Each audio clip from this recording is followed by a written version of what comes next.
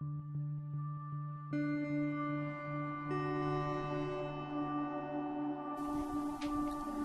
Rockwell Street Line is a subdivision of the Union Pacific Railroad in Chicago, one of the largest freight railroads in the country.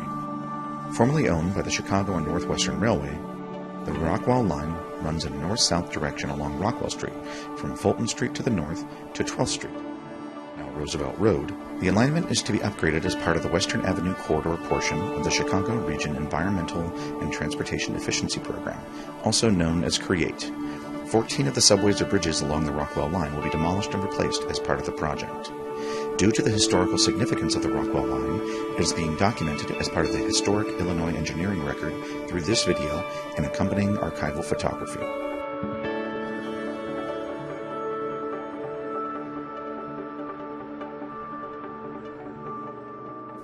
In the 19th century, Chicago was the center of transportation in the United States.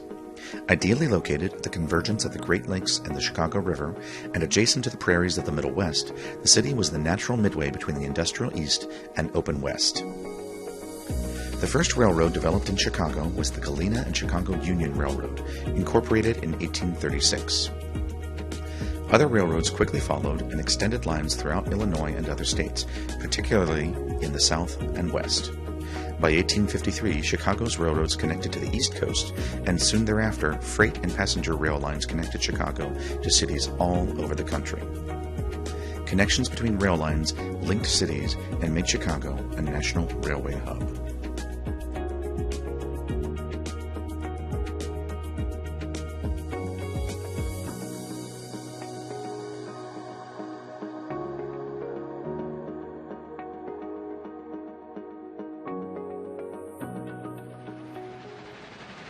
The city grew at an exponential rate, and increasing pedestrian, horse, buggy, wagon, and rail traffic at street level led to increasing congestion and numerous, often fatal accidents. Street level or at-grade crossings were increasingly problematic. When Chicago was chosen to host the Columbian Exposition of 1893, the Illinois Central Railroad proposed to separate its tracks from pedestrian and street traffic so that it could run trains quickly and efficiently to and from the fairgrounds. Its solution helped eliminate a large percentage of at-grade railroad crossing accidents. After the success of the track elevation along the Illinois Central Railroad, the city decided to elevate other tracks. On April 24, 1896, the City Council passed an ordinance requiring that the tracks of the Chicago and Northwestern, the Pittsburgh, Cincinnati, Chicago, and St. Louis, known as the Panhandle, and the Chicago and Northern Pacific Railroad companies be elevated along Rockwell Street from Kinsey to the north all the way to 12th Street, covering 1.8 miles. The specified reason for requiring the elevation was to provide for safety and allow travel between neighborhoods more easily.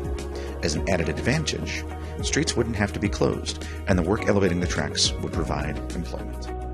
The method that was developed by the Chicago and Northwestern Railway for elevating tracks along Rockwell Street was new and remarkably efficient. The tracks were elevated and bridges were built between Fulton Street and 12th Street, now Roosevelt Road, in 38 working days between June 4th and July 22, 1897, and during the process only one street was closed at a time.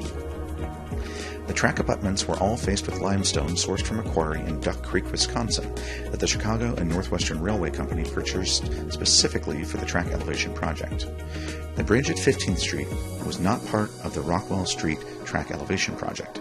It was not elevated until an ordinance was passed in 1907. Unlike the other bridges, its abutment walls are faced with concrete instead of limestone. In 1909, the Track Elevation Department of the City of Chicago published a report that summarized the results of the track elevation project. The biggest benefit and largest impact of the track elevation was the reduction of fatal and non-fatal accidents. According to the statistics provided by the Track Elevation Department, track elevation prevented 1,380 grade crossing fatalities and 2,510 non-fatal accidents. While the population in Chicago grew substantially between 1899 and 1908, the number of fatal accidents was reduced by more than 80%. Sanborn fire insurance maps provide a glimpse into the development between the time the tracks were elevated and several decades later. Prior to the elevation of the tracks, the map shows more sparsely developed neighborhoods, with mostly residential buildings and a few businesses. The next Sanborn map from 1922 depicts a more robust industrial neighborhood with dozens of businesses and factories flanking the tracks. There are also many new neighborhood businesses to serve the growing population in the area, such as shops, bakeries, corner bars, churches, and even a roller rink. Neighborhoods surrounding the Rockwell Line were developed. They were settled mostly by working-class Irish and German immigrants who worked for the industrial businesses that developed around the railroad tracks. In the 1940s and 50s, Madison Street was lined with thriving businesses. However, racism and redlining led to a long trend of disinvestment, further exacerbated by the 1968 riots following Reverend Martin Luther King Jr.'s assassination.